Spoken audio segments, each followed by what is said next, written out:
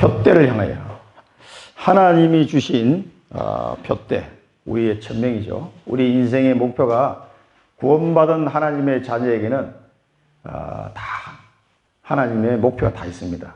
절대 계획이라고도 하고 그 천명을 발견하고 사는 인생하고 발견하지 못하고 사는 인생하고 얼마나 차이가 많이 나는지 알 수가 없습니다.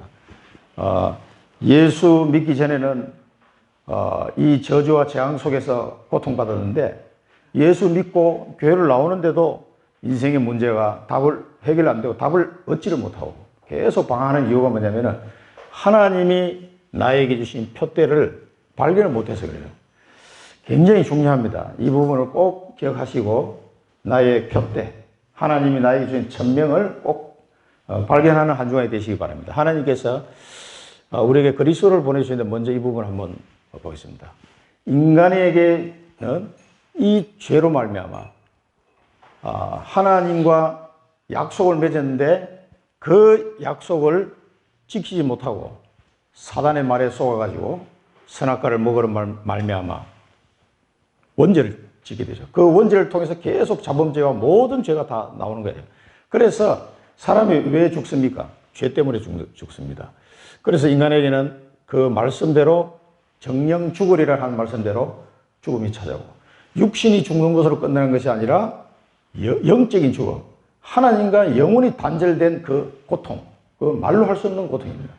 그래서 인간은 굉장히 갈급해지는 거죠. 돈을 벌어도 갈급하고 출세를 해도 갈급하고 없으면 없는 대로 갈급하고 있으면 있는 대로 갈급하고 이상하게 그 갈급함이 해결이 안 돼요. 그게 바로 영적인 죽음입니다. 그렇게 고통 중에 살다가 반드시 인간은 하나님 앞에 심판대에 설 것이다. 사람에게 한 번 죽는 것은 하나님이 정하신 바요. 그 뒤에는 반드시 하나님의 심판이 있을 것이라고. 그리고 이 죄의 문제가 해결이 안 되면 어떻게 해요? 심판을 통해서 지옥을 갈 수밖에 없는 것이죠. 그래서 로마서 3장 23절에서는 모든 사람을 죄를 범하였음에 하나님의 영광에 이르지 못한다 그랬고요. 히브리서 9장 27절에는 반드시 심판에 이를 것이다. 우리가 천년 만년 영원히 사는 게 아니고 이 땅에. 그래서 오늘 이 본문을 보기 전에 우리 이거를 잘 생각해 봐야 됩니다. 왜 바울이 이런 말을 했을까? 그리스도의 십자가의 원수로 행하고 또 땅의 일을 생각하는 사람들이다. 그 사람들 놓고 막 눈물로 이렇게 기도한다. 이렇게 말씀하시는데 이 인간의 죄로 말미암아 죽음이 찾아오고 심판에 이르게 되고 지옥 형벌을 취하게 되는 이 처참한 상태에 놓이게 되는 거죠. 그리고 하나님 떠난 문제를 통해서 뭐합니까? 계속 저주와 재앙이 찾아온 거예요. 하나님 떠나서 인간이 뭘 할 수밖에 없냐면은 우상숭배를 할 수밖에 없어요. 왜? 불안하니까. 뭔가가 그래서 철학이 나오고 우상숭배가 나오고 종교, 점술, 무속 이런 게 막 계속 나오는 거예요. 나올 수밖에 없는 겁니다. 근데 그게 가지고 맞으면 괜찮은데 그거 가지고 문제 해결이 안 되잖아요. 계속 저주와 재앙이 닥치는 거죠. 근데 왜 이게 저주와 재앙이 닥치는지도 모르고 살아가는 거예요. 이 문제가 해결이 안 되니까. 그래서 인간은 하나님 떠나서 이 운명과 사주팔자에 빠져가지고 영원히 헤어나올 수 없는 이 운명의 쳇바퀴 속에서 살아가게 되는 겁니다. 그래서 에베소서 2장 2절 3절에 보면 뭐라고 했습니까? 이 공중 권세 잡은 자를 따랐다. 세상 풍속을 따라가고 공중 권세 잡은 자를 따라갔던 삶이 우리 삶이 구원받기 전에는. 그리고 본질상 진노의 자녀였다. 진노의 자녀. 그러니까 하나님의 진노와 저주와 재앙을 받을 수밖에 없는 그런 영적 상태로 살아가게 되는 거죠. 그러니까 막 계속해서 이 점술, 무속, 우상 종교를 따라갈 수밖에 없는 상태가 되는 거죠. 그래가지고 해결되면 모르겠는데 지금 일본도 굉장히 어렵습니다, 사실은. 그러니까 이 사람들이 그 우상숭배에서 벗어나지 못하면 안 된다는 것을 몰라요. 근데 다행히 우리 교단의 멤버들이 선교사님들이 진짜 일본에 많은 열매를 맺었고 그렇게 예수 안 믿는 일본 사람들이 우리 교단에 가서 선교사님들을 통해서 많은 열매들이 일어나고 있어요. 그리고 일본 현지인들이 목회자로 일어나고 또 중직자로 일어나고 그래서 우리 일본 사람들이 우상숭배하다가 망했구나. 그건 이제 아는 거예요. 이 사람들은 막 처절하게 이거를 이 부분을 놓고 기도하고 일본 선교를 위해서 그 사도하라 목사님도 그 간증 들어보니까 본인도 정신문제가 와가지고 완전히 이 사람도 공부 좀 했는 사람인데 완전히 정신문제 와가지고 영국 유학까지 갔다가 완전히 그냥 사람이 이상이 돼버린 거예요. 그래서 거기서 복음을 들었는데 사건 같거든. 그 복음을 듣고 이 사람이 한국말도 모르는데 한국까지 와가지고 드디어 한국의 신학교까지 제가 졸업한 그 RTS를 졸업했잖아요. 그러니까 그래가지고 그 일본에 있는 그 정신 문제가 또 자기에게 왔던 그 영적 문제가 왜 오는지 이유를 알은 거예요, 이 사람은. 그러니까 그 일본 우상 이 문화를 빠져나올 수 있도록 복음 전해야 되겠다. 그래서 아주 막 필사적으로 이 사람은 복음 전하고 제가 만난 RT에서 만난 그 우리 젊은 랩런트들 일본에서 온 랩런트들이 있는데 그 랩런트들 보니까 굉장히 믿음 가운데 잘 자라고 있어요. 한국말도 잘해요. 그러니까 거기서 학부하고 연구원 과정까지 7년 동안 공부하면서 한국말을 다 배웠어요. 그러니까 유 목사님 메시지도 이제 다 알아듣고 그리고 막 죽기 살기로 들었더라고. 처음에 잘 안 들리니까 수업 끝나고 나면 기숙사 와가지고 계속 음원 들었더라고. 사도할 목사님도. 그런데 한국말은 뭐 너무 잘하시고 거기 일본 랩런트 이 학생인데 보니까 이야기를 해보니까 한국말을 너무 잘하더라고. 그래서 어떻게 이렇게 배웠냐. 한국에 가서 이게 공부하면서 다 배웠다 그러더라고. 야, 하나님 은혜를 주셔서 이 지긋지긋한 우상숭배의 저주와 재앙을 여기서 이제 빠져나오는 일본 사람들이 발견하기 시작하니까 그 소가 장로 같은 분도 계속 우리 산업선교 지금 회장이지만은 이런 부분을 알고서 영적인 부분을 알고 이제 이 복음을 따라오는 거죠. 그토록 일본 땅에 복음이 전해지지 않았는데 지금 우리 멤버들을 통해서 복음이 들어가고 있습니다. 얼마나 감사한 일인지 모릅니다. 그래서 이 하나님 떠난 인간은 사단의 종으로 살아갈 수밖에 없어요. 요한복음 8장 44절. 너희 아비 마귀. 본인은 원하든 원하지 않든 영적으로 사단의 종으로 너희 아비 마귀로. 예수님 하신 말씀이잖아요. 이 상태로 살아가니까 얼마나 고통스럽습니까?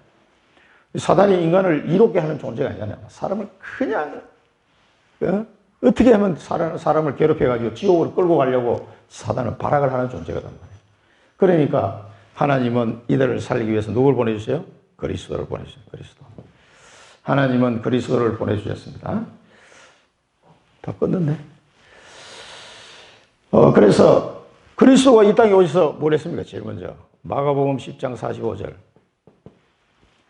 우리를 위하여 많은 사람을 위하여 대속물로 주기 위해서 오셨다 그랬어요. 십자가에서 자기 살을 찢기시고 자기 피를 흘리사 이 모든 문제를 다 단번에 완전하게 영원히 해결하시기 위해서 자기 몸을 대속물로 주기 위했다. 그리고 히브리서 9장 12절에서 15절을 보면은 염소와 송아지 피로 하지 않으시고 자기 피로 단번에 영원한 속죄를 이루셨다. 우리의 이 죄 문제를 해결해 주기 위해서 자기 스스로 대제사장이 되시고 자기 몸을 제물로 드리기 위해서 오신 거죠. 내가 곧 길이요 진리요 생명이 나를 말미암건 전 아버지께로 올 자가 없다. 영원히 하나님 만나는 길 대신 그리스도로 오셨고 하나님의 아들이 나타나신 것은 마귀의 일을 멸하려고 오셨다. 그리고 마귀의 일을 박살내려고 예수님이 오셨다. 여자의 후손이 뱀의 머리를 박살낼 것이다. 그 언약이 성취되는 순간이란 말이죠. 이 일을 위해서 그리스도가 오신 겁니다. 그래서 이 그리스도를 영접하는 자, 꼭 그 이름을 믿는 자들에게는 하나님의 자녀가 되는 권세를 주셨으니 누구든지 예수 그리스도 이름을 영접하고 믿는 자는 하나님 자녀가 되는 권세를 주셔서 이 지긋지긋하고 빠져나올 수 없는 사단의 함정과 올무 틀에서 완전히 해방받는 그 은혜를 받게 되는 거죠. 그래서 이 축복을 받은 사람에게는 또 한 가지 우리가 유념해야 될 사항이 있어요. 뭐냐? 부활하신 예수님이 주신 언약입니다. 이 부활 메시지, 부활 언약을 제대로 이해하고 붙잡아야 돼요. 이걸 놓치기 때문에 예수 믿는다고 그러고 교회로 왔는데도 계속 인생이 방황한단 말이에요. 부활 언약. 꼭 이걸 알고 붙잡아야 됩니다. 그래서 예수님이 신신당부하신 거예요. 이거 놓치지 말라고. 사도행전 1장 1절, 3절, 8절.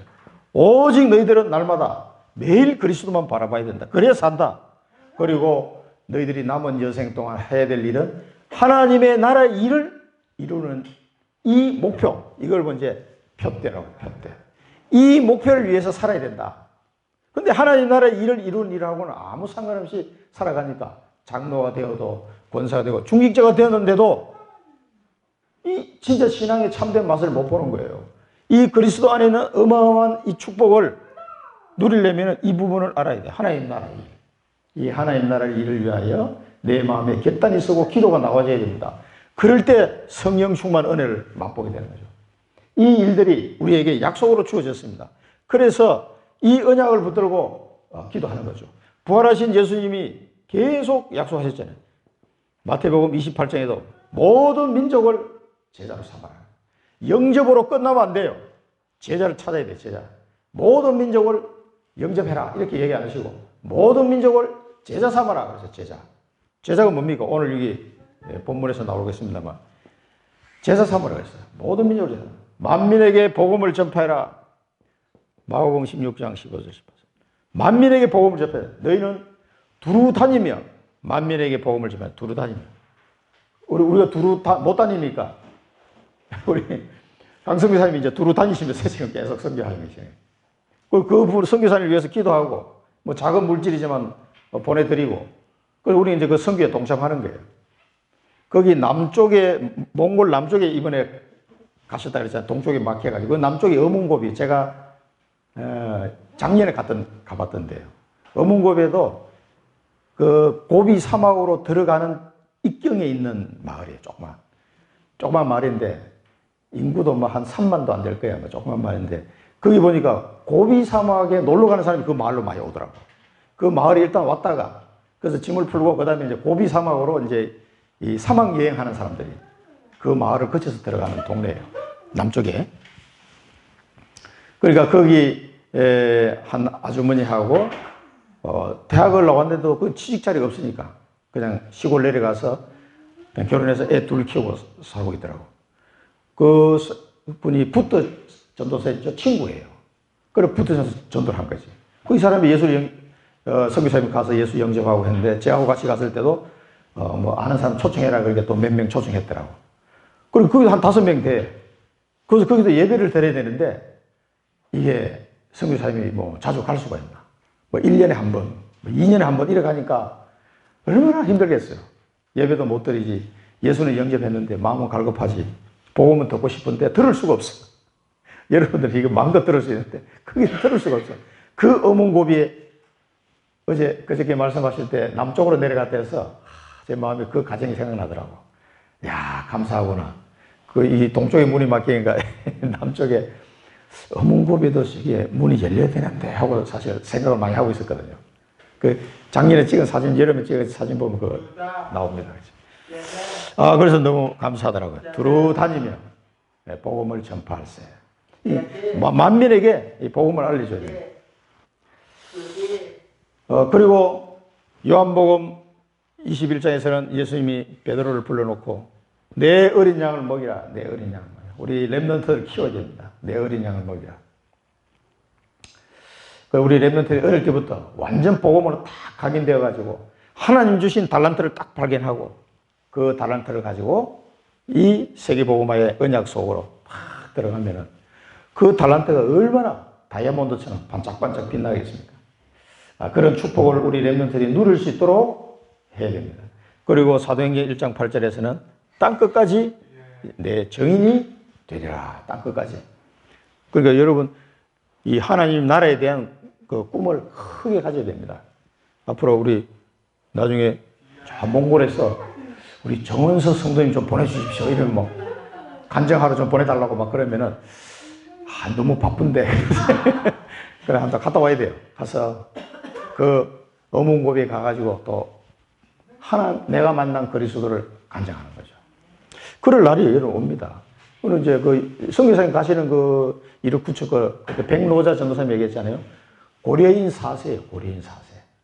백로자 전도사님 나이가 저보다 많아 보이더라고. 한 60대 중반 정도 돼 보이시는데 남편은 여기 음성에 와서 지금 요양병원에 일하고 있고 자기는 거기서 이제 이르쿠츠크 임마누엘 교회 세워서 우리 옛날에 집에서 예배 드리시고 한 대여섯 명 모여서 집에서 예배 드리고 있어요. 그 사진을 보니까 너무 좁더라고요.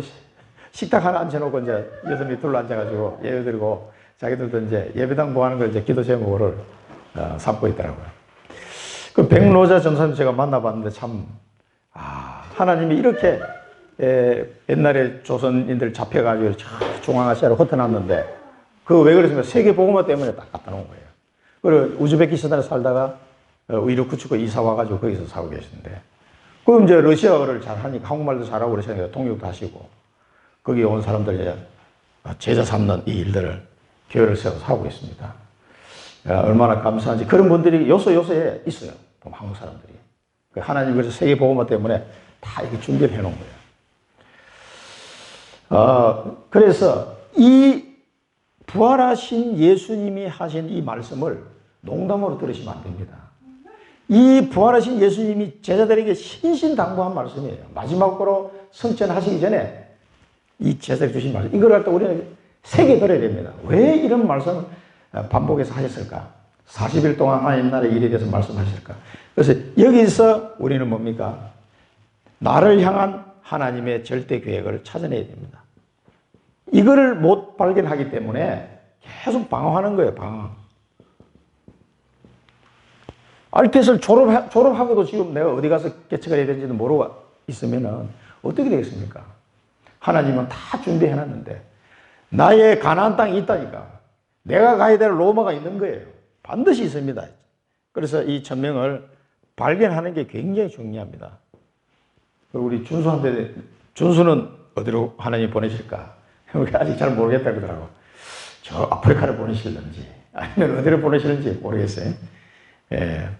전 세계를 두루 다니면서 벌써 뭐 외국에 어릴 때 엄마 아빠 따라서 뭐 한 10여 개국에 벌써 다녀봤더라고. 어디서 괌에도 갔다 오고, 뭐 유럽에 어디도 갔다 오고. 그래. 어릴 때부터 야, 그렇게 해외로 많이 다니게 된 거는 그런 사람 가정이 많지 않은데, 너 참 좋은 축복을 받았다. 귀하다. 하나님 왜 그렇게 다니게 하셨을까? 복음 전하라고. 미리 이렇게 보게 하신 거다. 그랬더니, 그런가. 하나님의 절대 계획이 있습니다. 준서에게도, 준이에게도, 우리 나연이 보현이에게도 이 하나님의 절대 계획이 있어요. 이거를 딱 렘넌트들이 찾아내도록 도와줘야 돼요. 계속 기도하시면서. 이거보다 더 큰 축복이 없어요, 사실. 이것만 발견되면은 내가 어디로 가야 되는지 딱 아니까 목표가, 표대가, 이 바울이 표대라고 이야기한 것처럼 목표가 분명합니다, 이게. 딱, 거기를 향하여 가다가 천국 가는 거죠. 우리가, 그래서 이 비밀을 알면은요, 24시 기도한다, 24시 기도. 계속, 무시로 기도하거든, 무시로. 집중해서 기도합니다, 집중해서. 저도 이게 집중 기도한 때가 인생에서 몇 번 있었어요. 집중하려고 해서 한 게 아니라 어쩔 수 없이 집중하게 된 거예요. 그때마다 하나님이 제 인생을 방향을 틀어주시고, 올바른 길로 갈 수 있도록 은혜를 주셨어요. 집중 기도. 그러니까, 우리 진영이 7살 때도 앞으로 얘를 어떻게 교육을 시켜야 되나. 그것만, 24시 그것만 생각나는 거예요. 그러니까 나도 모르게 집중 기도한 거죠. 집중 기도를 그때 한 달 넘게 했을 거예요. 계속 뭐 회사 가도 진영이 생각만 하고, 잠을 자도 얘 어떻게 해야 되지, 어떻게 해야 되지, 어떻게, 이것만 계속 생각나는 거예요. 내 마음에 막 엄청 돌덩이처럼 짓누르는 그런 기도 시간이에요. 근데 그 기도하는 중에 하나님이 답을 딱 찾도록 해야 돼요. 얼마나 감사한지. 그리고 여기 알테서 제가 들어갈 때도요, 2015년도에 회사 그만두고 여기 와가지고 앞으로 미래의 방향을 생각하면서 그때도 한 3개월 동안 집중 기도했어요. 그때 뭐 할 일도 없으니까 집에서 계속 기도했어요. 하나님, 제 길을 인도해달라고 계속 기도했습니다. 그러면서 3개월 동안 집중 기도 제 마음에 확신이 들 때까지. 근데 중간에 벌써 답을 딱 주시더라고. 말씀으로. 화요집회 가서 말씀으로 답을 딱 얻어버렸어요. 맞구나. 그러면 이제, 그래도 더 확신을 가지기 위해서 한 3개월 동안 집중 기도 했는데 하나님이 인도해 주셨어요. 그때마다 우리는 이 절대 계획을 놓고 집중 기도 속으로 들어간 겁니다. 이런 사람이 참된 소망이라고 해요. 그 성경에서 말하는 이제 내가 구원받지 못해서 가지고 있던 소망이 아니라 하나님이 주시는 참된 소망이요. 이때 진짜 행복해집니다. 자, 이 내용을 우리가 생각하면서 바울의 편지를 한번 볼 필요가 있습니다. 절대 계획입니다. 절대 계획. 바울이 이 절대 계획을 붙잡는 사람이 절대 제자입니다. 절대 제자가 걸어가는 길이 뭡니까? 절대 여정입니다. 오늘 이 본문에 이 세 가지 다 나왔어요. 절대 계획이 뭡니까? 여기 보니까 13절에 보니까 형제들아 나는 아직 내가 잡은 줄로 여기지 아니하고 오직 한 일 즉 뒤에 있는 것을 잊어버리고 앞에 있는 것을 잡으려고 한다. 앞에 있는 거. 그러니까 바울이 이루어놓은 일이 많잖아요. 수많은 교회를 세우고 했는데도 그거는 이제 잡은 게 아니다는 거예요. 그건 잊어버리고 앞에 있는 거잖아요. 하나님이 우리에게 계속해서 새로운 축복 속으로 이 표대를 향하여 가면서 새로운 축복을 주시려고 하는데 자꾸 과거에 잡혀 있으면 안 된다는 거예요. 그러니까 우리가 여기서 보는 첫 번째는 옛 틀을 깨라는 거예요. 옛 틀을 깨지 못하면은 계속해서 하나님이 새로운 축복을 표대를 향하여 가면서 새로운 축복을 주시는데 그 축복을 받을 수가 없어요. 옛 틀 속에 있으면은. 그래서 많은 교회를 개척했지만 잊어버리고 앞에 있는 걸 향하여 가는 거예요. 그래서 새 틀을 자꾸 갖춰 나가야 됩니다. 그래서 절대 계획 속에 있는 사람은 이 부분을 유념해서 생각해야 됩니다. 지금까지 내가 나는 뭐 지금까지 아무것도 한 것도 없는데요. 없으면 없는 대로 그래도 내가 지금까지 그래도 전도도 많이 하고 많이 이뤘는데 이루면 이룬 대로 과거에 붙잡혀 있으면 안 되고 빨리 세트를 가야 됩니다. 그래서 강성규 선생님하고 저녁 때 이제 호텔 모셔드리고 잠깐 이렇게 포럼할 때도 그 얘기를 많이 했어요. 참 이게 교회 목사님들도 어느 정도 이렇게 성장하면 그 틀에 묶여버리면 더 이상 성장이 안 돼요. 이제 그런 부분을 이 포럼 좀 했는데 그때 틀을 깨버려야 돼요. 그래서 우리 교회도 설립 예배를 드리고 나면 틀을 깨야 될 게 몇 가지가 있어요. 많습니다. 그걸 빨리 깨버려야 돼요. 깨고 새로운 하나님이 더 큰 축복을 주실 걸 바라보고 앞에 것을 바라보고 가야지 자꾸 옛날 거 쳐다보고 앉아있으면 축복을 그래서 못 받는 거예요. 하나님이 주시려고 하는데도 빨리 옛들 깨버려야 됩니다. 그래야 이 교회가 더 튼튼하게 성장해 가면서 제자들이 일어나게 되는 거죠. 그 지금 재정 부분도 마찬가지입니다. 세틀하면 이제 교회 정식으로 등록이 되면 거기 이제 이 세무서에도 등록을 해야 돼요. 해서 이제 그 고유번호도 받아야 돼요. 비영리 단체 고유번호 받으면은 그 고유번호를 받아가지고 통장도 새로 만들어야 돼요. 그러면 이제 그 개인 이름은 지금은 제 이름으로 되어 있지만은 그 통장을 바꿔서 그 통장을 가지고 이 교회 헌금과 이렇게 관리를 해야 돼요. 하고 모든 재산이 이제 그 고유 번호로 다 이게 법적인 어떤 보호를 받게 되는 거예요. 누구 개인이 어떻게 할 수가 없는 거예요. 이제 그런 부분들을 빨리 틀을 바꿔나가야 돼요. 그래서 재정도 제가 더 이상 계산하고 앉아서는 안 돼. 지금 빨리 이거 바꿔야 돼. 그래서 설립하기만 기다리고 있어요. 지금. 그 여기 세 분 중에 다 하셔야 돼. 아유, 목사님 이제 하시면 안 됩니다. 하면서 이렇게 해야지. 제가 이거 주려고 그래도 안 받으려고 그러시면 안 돼, 이게. 받아야 돼요, 이게. 그 목사가 그걸 들고 앉아서는 안 된다니까. 그리고 교회가 또 한 100명쯤 됐는데도 계속 열쇠 꾸러미를 목사님이 다 들고 차고 다니고 있으면 자 시골 목회는 할지 몰라도 그래가지고는 100명 이상을 넘어갈 수가 없어요.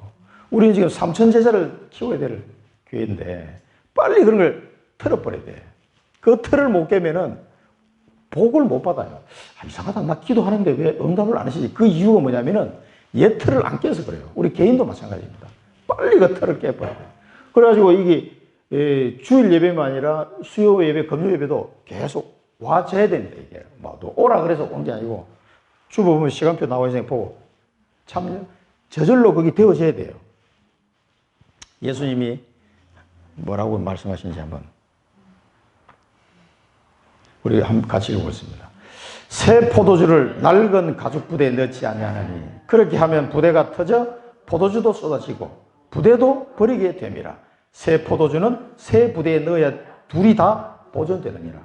예수님이 제자들보고 하신 말씀이에요. 이거 예틀을 못 깨니까 계속. 그래서 이 하나님의 절대 계획 속에 들어간 사람은 예틀을 빨리 깨라. 그 다음에 표대를 향하여. 이 표대가 뭡니까? 천명이에요, 천명. 그래서 표대. 근데 표대가 없어, 나는. 그럼 곤란하단 말이에요. 뭐 표대가 해야 뭐 가든지 말든지 하지. 표대가 안 보여. 이게 표대가 어디지? 그러고 있으면은 이게 이제 황당합니다. 표대를 향해, 천명을 향해 달려가시기 바랍니다. 이거 발견해야 돼요. 그래서 위에서 부르신 부름의 상을 위하여. 아니, 그러면 이 바울이 뭐 상 받기 위해서 갑니까, 지금? 그 말이 아니잖아요. 위에서 부르신 부름의 상을 위하여. 이제는 바울에게는 땅에서 받는 상이 의미가 없다는 얘기예요. 여러분, 대통령 표창장 받으면 얼마나 기쁘겠습니까? 와, 가문의 영광이잖아요. 근데 그런 것이 바울에게는 의미가 없다는 얘기예요. 그래서 나는 오로지 위에서 부르신 부름의 상을 위해서만 달려간다. 다른 거는 땅에서 뭐 좀 잘 되고 상 받는 거 의미가 없다는 얘기예요. 그 얘기입니다, 지금. 위에서 부르신 부름을 위하여 가는 거다. 그 말은 뭐냐면은 하나님의 기쁘신 뜻을 위하여 가는 거예요. 다른 게 목표가 있는 게 아니에요. 이 표대라는 것은 하나님의 기쁘신 뜻을 이루는 삶을 말하는 겁니다. 바울이 디모데에게 한 말씀이죠. 디모데후서 4장 7절 8절 보겠습니다. 나는 선한 싸움을 싸우고 나의 달려갈 길을 마치고 믿음을 지켰으니 이제 후로는 나를 위하여 의의 면류관이 예비되었으므로 주 곧 의로우신 재판장이 그 날에 내게 주실 것이며 내게만 아니라 주의 나타나심을 사모하는 모든 자에게도니라. 이 디모데의 자기 후배, 이제 아들 같은 이 후배 목사에게 지금 한 거고요. 그 다음에 장로들에게 한 말씀이죠. 내가 달려갈 길과 주 예수께 받은 사명, 곧 하나님의 은혜의 복음을 증언하는 일을 마치려 하면은 나의 생명조차 조금도 귀한 것으로 여기지 아니하노라. 이 사도행전 20장 24절 에베소 장로들에게 향하여 하신 말씀이죠. 그러니까 이런 말씀을 보면은 정말 이 땅에서 무엇을 얻으려는 목표 없어요. 이 땅에서 어떤 명예를 얻는 목표가 없어요. 오직 표대를 향하여 자기 천명을 향해 달려가고 하나님 뜻을 이루는 그 외에는 다른 걸 생각하지 않고 있는 거죠. 이게 뭐냐면 절대 계획을 발견한 사람 모습이에요. 진짜 하나님의 절대 계획, 나의 천명을 발견하면 이렇게 될 수밖에 없어요. 이게 너무 좋으니까. 이게 내게 너무 축복이라는 걸 알기 때문에 이렇게 달려가는 거죠. 그러면서 15절, 16절에 보면 반대쪽에 있는 사람을 얘기합니다. 누구든지 우리 온전히 이룬 자들은 이렇게 생각할지니 만일 어떤 일에 너희가 달리 생각하면 하나님이 이것도 너희에게 나타내시리라. 그러니까 표대를 향해 가야 되는데 그래도 내가 좀 이뤘구나 하고 현실에 안주하게 되면은 그걸 보고 달리 생각하는 것 달리. 지금 바울 같으면은 그 수많은 교회를 세워놨으니까 거기서 그냥 그 아시아 지역과 마게도니아 지역을 두루 순회하시면서 계속 순회 사역하시면 될 것 같은데 그걸 그대로 내려놓고 어디로 갑니까? 로마로 갑니다. 죄수의 몸으로 잡혀서. 그러니까 온전히 이뤘다고 생각하는 그 순간 또 현실에 묶이게 됩니다. 계속 틀을 깨야 돼요. 계속. 그래서 달리 생각하게 되면은 뭐라면 하나님이 이것도 너희에게 나타내시리라. 이 말은 뭐냐면 하나님이 가르쳐 주실 것이다. 그게 아니다. 라는 것을 하나님이 가르쳐 줄 것이다. 하나님이 그러니까 깨닫게 하신다는 거예요. 하나님이 나타내실 것이라면 하나님이 깨닫게 하실 것이다. 가르쳐 주실 것이다. 그래서 하나님이 가르쳐 줄 때는요, 달리 생각하고 앉았으면은 말씀으로 하나님 가르쳐 주다가 말씀을 했는데도 안 들으면요, 사고를 터뜨립니다. 그래서 고난도 주시는 거예요. 이 달리 생각하는 걸 바꾸도록 하기 위해서 막 고난도 하나님 허락하시는 거예요. 그래서 깨닫도록 하기 위해서. 오직 우리가 어디까지 이르든지 그대로 행할 것이니라. 그래요. 어디 위치에 있든지 간에 이 표대를 향하여 달려가라는 얘기입니다. 우리의 언약이, 우리가 붙잡아야 될, 여기서 붙잡아야 될 언약입니다. 예틀을 깨고, 이 예틀 깨기가 어려워. 예틀을 깨고 표대를 향하여 달려가라. 자, 하나님이 주신 표대, 나의 천명입니다. 그죠? 이 천명을 향하여 달려가라. 이 달려간다는 말은 뭡니까? 그냥 슬슬 놀면서 가는 게 아니라 정말 그 목표를 향하여 일심전심지속으로 가는 걸 말하는 거죠. 달려가라. 표대를 향하여 달려가라. 그러니까 이 예틀 깨기가 너무 어려워. 이 표대를 발견한 사람, 하나님의 천명을 발견한 사람을 보고 절대 제자로 가면 절대 제자. 이 절대 계획을 발견한 사람이 절대 제자예요. 이 사람이 무슨 행위를 잘해서가 아니라 절대 계획을 딱 발견해 본 사람은 이게 절대 제자입니다. 그러면서 바울은 나를 본받아라. 나를 본받아라. 나를 본받아라. 이런 말씀 볼 때 우리가 사도 바울이 예수 그리스도를 본받고 또 바울의 제자들이 바울을 본받았죠. 나는 이런 말 할 수 있을까? 이런 생각이 막 들더라고. 나를 본받아라. 그러니까 목사님 그렇게 얘기해야 되는데 나를 본받아라. 막 찔리는 게 많아. 이거 어떻게 되겠습니까? 그 교회의 성도들이 목회자를 본받고 싶어야 되거든요, 사실은. 그런데 어떤 면에서 본받고 싶어야 되냐면은 언약 소통입니다.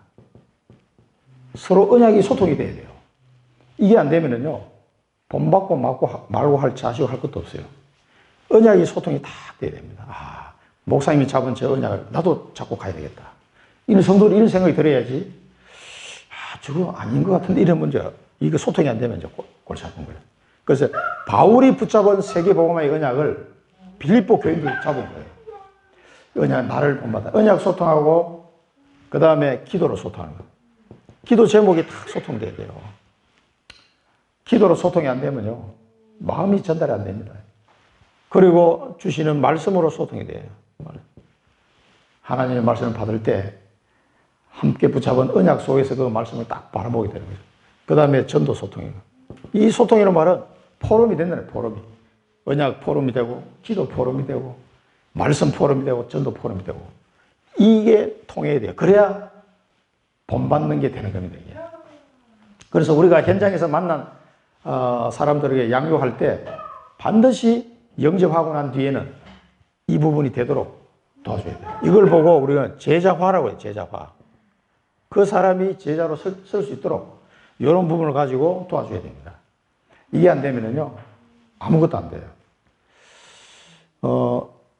성경 말씀을 마태복음 16장 24절에 이에 예수께서 제자들에게 이르시되 누구든지 나를 따라오려거든 자기를 부인하고 자기 십자가를 지고 나를 따를 것이니라. 예수님이 제자들에게 하신 말씀이에요.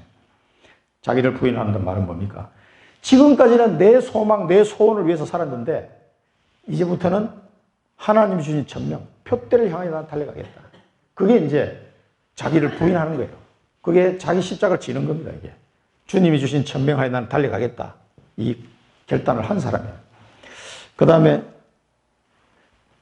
바울에게 주신 말씀이죠. 주께서 이르시되 가라, 이 사람은 내 이름을 이방인과 임금들과 이스라엘 자손들에게 전하기 위하여 택한 나의 그릇이라. 사도 바울이 준 이 언약을 사도 바울이 붙잡고 평생 달려간 거죠. 전에는 이걸 몰랐다가 이걸 알고부터는 완전 이것만 향하여 달려가게 됩니다. 그러면서 두 번째 뭐냐면 너희가 우리를 본받은 것처럼 행하는 자들을 눈여겨보라. 이 본받은 것을 행하는 자들, 이 사람들을 눈여겨보라는 거죠. 이 말이 뭐냐면은 제자운동을 말하는 겁니다. 제자운동. 제자를 찾으라는 겁니다. 너희가 우리를 본받은 것처럼 이렇게 행할 수 있는 사람들을 눈여겨보라는 거예요. 그래서 찾으라는 겁니다. 우리가 어떤 현장을 가든지 예수를 영접하고 끝나는 사람이 있고 다락방 문이 열려서 계속 말씀 운동이 지속되는 사람이 있는가 하면은 나도 전도운동 해야 되겠다. 이렇게 나오는 사람이 있어요. 요게 이런 사람을 찾는 겁니다. 이 제자운동. 영접운동으로 끝나면 안 됩니다. 그 사람이 제자로 세워져서 그 사람도 표대를 향해 달려갈 수 있도록 도와줘야 됩니다. 그래서 디모데후서 2장 2절에 보면은 또 내가 많은 정인 앞에서 내게 들은 바를 충성된 사람들에게 부탁하라. 그들이 또 다른 사람들을 가르칠 수 있으리라. 그래서 이게 이제 디모데 목사에게 바울이 한 얘기죠. 제자운동 해라는 겁니다. 그러면서 이 절대 제자를 찾는 이 작업을 해 나가는 반면에 정반대에 있는 사람이 또 있어요. 그러면서 바울이 내가 눈물을 흘리며 말한다. 얼마나 안타까웠으면 눈물을 흘리며 말한다. 그래서 이게 안 되는 거예요. 여러 사람들이 그리스도의 십자가의 원수로 행한다. 많은 사람이 그리스도의 십자가의 원수로 해요. 아니 장로가 되고 목사가 되는데도 그리스도의 십자가의 원수로 자기도 모르게 복음을 막는 이런 상황에 놓이는 사람들이 자꾸 있으니까 내가 눈물을 흘리며 말한다. 눈물을 흘리며. 아니 불신자들이야 뭐 당연한 거 아닙니까? 뭐 이럴 수밖에 없어요. 그런데 하나님 믿는다고 하는 사람들이 그리스도 십자가의 원수로 살아가는 거죠. 한번 보십시오. 유광수 목사님도 20몇 년 동안 억울하게 이단 누명이 씌워가지고 얼마나 그 사람들을 보면 제가 집사 때부터 봤지만 어떻게 저렇게 말을 할 수가 있을까? 정말 안타깝더라고요. 그 당시 제가 집사인데도. 야, 성경을 조금만 읽어보면 알 수 있는데 그걸 막 꼬아가지고 엉뚱한 소리 하고 앉았고 없는 말 지어내서 하고. 나는 속으로 생각했다. 저분은 목사라고 하는데 하나님을 전혀 경외하지 않구나 이런 생각을 갖고 있어요. 하나님을 경외한다는 말은 하나님을 두려워하는 마음이 있는 거예요. 내가 하나님 앞에 섰을 때 이것을 하나님이 보고 계실 텐데 하나님 앞에 서서 과연 이게 맞는가 이런 거를 전혀 생각해 보지 않고 돈 보고 돈 찔러주면 신학자들이라는 사람들이 글을 써가지고 있는 말 없는 말 만들어내가지고 모함하고. 진짜 이 바울의 눈물이 이해가 돼요. 그거 보면서 너무 안타깝더라고요. 어떻게 저럴 수가 있을까 이런 생각이 들었어요. 그걸 가지고 들고 강연을 하고 돌아다니는 목사도 있어요. 그래서 의의가 없어요. 그 테이프를 내가 들어봤거든. 야, 이거는 뭐 벌써 이게 저도 뭔가 생각을 할 줄 아는 사람이잖아요. 논리적으로 하나도 안 맞는 거예요. 일단 성경 내용은 고사하고 그 사람이 주장하는 논리 자체가 있는데 하나도 안 맞아요. 그런 상태로 이래가지고 어떻게 교회 다니면서 강의를 유목사님 뭐 이상한 사람이다 그러면서 막 강의하고 돌아다니더라고. 왜? 돈이 생기니까. 그거 보면서 진짜 가슴이 막 터질 것 같더라고. 터질 것 같아. 눈물 흘리며 그리스도 십자가의 원수로 살아가죠. 이 사람들을 볼 때 바울이 눈물을 흘리는데 눈물을 흘리면서 말합니다. 그들의 마침은 뭡니까? 멸망이에요. 그들의 마침은 멸망이요. 그들의 신은 배다. 이게 무슨 말입니까? 신은 배다. 자기 배, 이거 말이에요. 자기 배만 불리는 사람이에요. 자기가 섬기는 신이 하나님이 아니고 자기 배라 이 말이에요. 자기 배만 불리는, 이게 자기 배만 부르면 최고야. 이런 사람들. 그들의 마지막은 멸망이요. 자기가 신은 자기 배야. 이게 영어 성경을 찾아보면 이 스토마크 이렇게 나와 있습니다. 벨리 이렇게 나오고, 이 복부. 자기 이 배를 자기 배만 불리는 그런 사람이다. 그 말입니다, 이게. 얼마나 안타깝습니까? 밥 몇 끼 더 먹으려고 그렇게 있는 말 없는 걸 지어내서 그리스도의 십자가의 원수로 살아가면 복음을 막는 일을 하고 있으면 도대체 그 사람의 삶이 다 어떻게 결론이 날까 이런 생각 엄청 들어요. 지금 얼마 전에도 그 최상경 목사라는 그 사람도 그렇게 이 목사님 헐떴던 그 아주 앞장서는 그 사람이 오히려 이단으로 걸려서 또 자기들끼리 막 그 사람 말 잘못해가지고 그게 신학적으로 뭐 틀린다면서 막 그 신문에 막 났더라고요. 그래서 아이고 참 그렇게 살면 뭐합니까? 그래가지고 솔직히 그래가지고 돈을 뭐 벌면 뭐 얼마나 벌겠어요? 그래가지고 참 너무 안타깝더라고. 복음만 전하면 될 건데 말이야. 그들의 영광은 부끄러움이다 그랬어요. 그들의 영광이 받는 것처럼 보이지만 그들의 영광은 부끄러움이고 결국 하나님 앞에 너무나 부끄럽게 됩니다. 땅의 일을 생각하죠. 땅의 일을 한번 보십시오.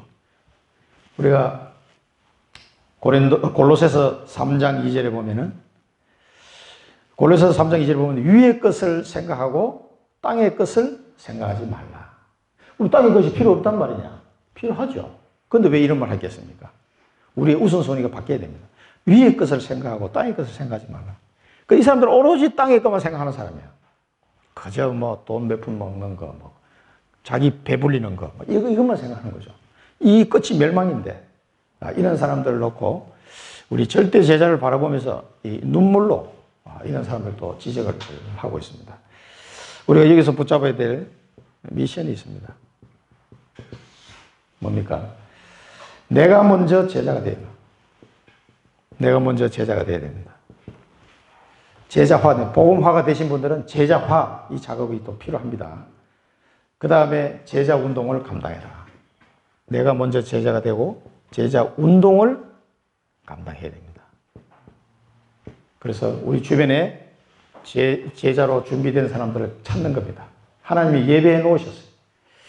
그러면은 이 절대 제자가 걸어가는 길이 절대 여정입니다. 하나님이 절대적으로 보호하시고 인도하시는 절대 제정입니까?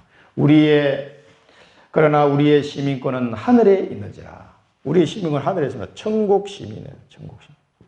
우리가 이 땅에 어떤 것을 바라보러 가죠. 우리의 목표는요, 천국 시민권을 가지고 가는 거예요. 하나님이 천군 천사를 보호하시고 결국은 이 절대 제자의 삶을, 절대 계획을 이루는 절대 제자의 삶을 살다가 절대 여정의 마지막은 천국이에요. 우리 천국에 입성하는 날 이제 우리의 여정은 끝나는 거예요. 그러니까 죽음도 우리에게는 여정 중에 하나인 거예요. 절대 제자가 걸어가야 여정. 죽는 순간에도 우리의 죽음을 보고 많은 사람들이 죽게로 돌아오는 그런 일들이 일어나게 될 겁니다. 저분이 어떻게 살았나 말이에요. 그걸 돌아보면서 많은 사람이 교훈을 얻게 될 거거든요. 그럼 우리가 죽는 것도 복음 전하다 죽는 거죠. 박철수 목사가 나중에 하늘나라 갈 때, 그 우리 젊은 랩런트들이 장례식에 오기로 다 했어요. 미리 약속을 다 해놨어요. 그래 왔을 때, 우리 박 목사님이 그때 우리 학교 다닐 때 참 복음 전해 주셨는데 너무나 감사하고 이러면서 제 한 인생을 돌아보면서 또 다른 사람이 나도 전도 제자로, 절대 제자로 살아야 되겠다. 이런 결단을 한다면은 죽음도 아름다운 거예요. 이 장례식이란 말 자체가 틀린 거예요. 천국 환송식. 천국 환송식을 하는 거예요. 그때 천국에 입성하는 거죠. 우리는 절대자로 살다가 우리의 마지막 절대적은 천국 시민권이다. 그러니까 이 땅에 있는 것은 별로 의미가 없는 거예요. 그래서 거기로부터 구원하는 자 곧 주 예수 그리스도를 기다린다. 자, 우리는 우리의 본향은 딴 데 있는 게 아닙니다. 그래서 저도 고향 생각 이런 거 할 때 옛날에 나는 고향이 어디야? 이런 생각을 했어요. 태어나기는 남해에서 태어났는데 자라기는 대구에서 자라고 살기는 청주에서 제일 많이 살았어요. 어디가 고향이야? 제일 오래 사는 데는 청주거든. 그러니까 고향이 어디입니까? 물어보면 참 대답하기가 곤란하더라고. 1, 2, 3, 3개나 있으니까 남해, 대구, 청주 막 이렇게 생각했더니 제 고향은 천국입니다. 천국. 제 고향. 내 본향은 천국. 내 본향 가는 길은 이쪽 가는 거예요. 이 땅에 우리의 본향이 영원히 살 본향이 있는 게 아닙니다. 자꾸 이거 우리가 자각하면 안 돼요. 그 다음에 두 번째로 뭐라고 그랬습니까? 만물을 자기에게 복종하게 하실 수 있는 자의 역사로. 만물을 자기에게 하늘과 땅의 모든 것을 가신 예수 그리스도께서 만물을 복종하게 하시는 이 그리스도께서 나와 함께 하시는 거예요. 이게 우리의 여정입니다. 우리가 모든 여정을 걸어갈 때 만물을 자기에게 복종하실 수 있는 예수 그리스도의 역사로 그분이 나와 함께 하는 거예요. 이 비밀을 가지고 걸어가는 거예요. With the Emmanuel Oneness. 나와 함께하고 우리와 함께하고 모든 곳에 함께하는 이 그리스도가 나와 함께하는 이 비밀을 가지고 우리는 절대 여정을 걸어가는 겁니다. 우리의 종착지는 천국이고요. 그리고 나중에는 어떻게 합니까? 나의 낮은 몸을 자기 영광의 몸의 형체와 같이 변하게 하실 것이다. 뭡니까? 부활이요, 부활. 우리는 부활 신앙을 가지고 걸어가는 겁니다. 반드시 하나님이 예수님이 부활하신 것처럼 우리도 천국에 갔다가 예수님이 재림하시는 날 영육이 다시 완벽한 모습으로 부활을 하게 됩니다. 이게 그냥 영적 상태로만 있는 게 아니고 천국에 있을 때는 영원히 가 있을 거 아닙니까? 육신은 땅에서 썩어버렸고 그런데 예수님이 이제 재림하는 날 우리의 영과 육이 다시 만납니다. 그래서 부활한 몸으로 다시 세우실 거예요. 그걸 지금 이야기하는 겁니다. 이 부활 소망을 가지고 살아가는 것이 우리 절대 여정입니다. 그래서 이 땅에 살다가 천국까지 가는 것이고 이 땅에 사는 동안에도 주님이 나와 함께 하시는 것이고 궁극적으로는 부활한 몸으로 하나님과 영원토록 살게 되는 겁니다. 이 부활한 몸은요 상상할 수 없는 몸이에요. 이런 축복이 우리에게 와 있습니다. 이걸 보고 절대 여정을 가는 모습이죠. 고린도전서 마지막으로 넘어가겠습니다. 고린도서 6장 14절에 하나님이 주를 다시 살리셨고 또한 그의 권능으로 우리를 다시 살리시리라. 우리가 천국 가고 난 이후에도 이 부활의 어떤 모습으로 우리를 다시 살리시게 될 겁니다. 그래서 우리의 비전은 뭡니까? 천국 시민권을 가지고 이 땅에 살아가는 동안에 우리의 시민권은 천국 시민권이다. 하나님이 우리를 보호하시는 거죠. 천국 시민권과 부활 소망, 이 소망을 가지고 그리스도와 함께하는 여정이다. 이 소망을 가지고 예수 그리스도와 함께하는 여정이다. 이 여정을 가는 거예요. 그게 어려운 게 아닙니다. 그래서 얼마나 감사합니까? 우리는 결국 천국에 갈 것이고 부활의 소망을 가지고 있고 그리스도와 함께하는 이 여정을 걸어가게 되니까 절대 계획은 그래서 너무너무 좋은 거예요. 절대 제자로 산다는 건 너무너무 행복한 겁니다. 사실은. 이 절대 여정을 멋있게 걸어가시기 바랍니다. 그래서 우리 결론은 뭡니까 이제? 그래서 우리는 예틀을 깨야 됩니다. 손해볼 각오를 하고 예틀을 깨라. 얼핏 볼 때는 손해보는 것처럼 느끼실 때가 있어요. 손해볼 각오를 하고 예틀을 깨시기 바랍니다. 계속 예틀을 깨야 하나님의 더 큰 축복을 받을 수가 있어요. 그 다음에 다른 거 쳐다보지 마시고 하나님이 달리 생각하는 거 이거 하나님이 다 깨닫게 하십니다. 달리 생각하지 마시고 하나님이 내게 준 절대 목표, 표대를 향하여 절대 목표만 바라보고 가시라.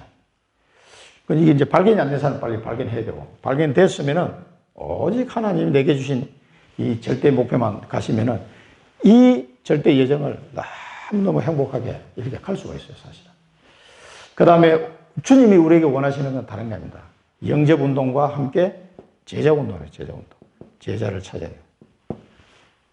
그래서 이제 우리 노미재 주사님도 이제 우리 장미영 성도님과 정은석 성도님 교회로 왔잖아요. 교회로 오시면 이제 이분들이 제자화 될 수 있도록 도와주셔야 돼요. 기도하시고. 그래서 제자화돼서 이분들이 또, 하나님 자녀의 축복이 여기 다 있구나. 이걸 알고 이 제자 운동 속으로 딱 들어올 수 있도록 이렇게 이제 기도하시면 되겠습니다. 우리 이제 제자 운동의 축복을 오늘 이 본문 말씀을 보면서 절대 계획을 발견하고 절대 제자의 삶을 살아가는 절대 여정을 걸어가는 축복을 누리시기 바랍니다. 기도하겠습니다. 살아계신 하나님 아버지 은혜를 감사합니다. 바울의 편지를 보면서 하나님 저희들 우리 청주 임마누엘 교회에 주신 말씀인 줄 알고 언약으로 붙잡습니다. 우리의 예틀을 깨고 표대를 향하여 달려가기를 기뻐하는 귀한 절대 제자들이 일어나는 교회가 되게 하시고 정말 주님께서 예배해 놓은 절대 여정을 너무나 행복하게 주님과 함께 달려갈 수 있도록 저희들을 인도하여 주옵소서. 땅의 것을 바라보지 아니하고 위의 것을 바라보는 멋진 믿음의 삶이 되게 하여 주옵소서. 가는 곳마다 제자가 일어나는 제자운동 주역들이 되게 하여 주옵소서. 예수 그리스도 이름으로 기도드립니다. 아멘.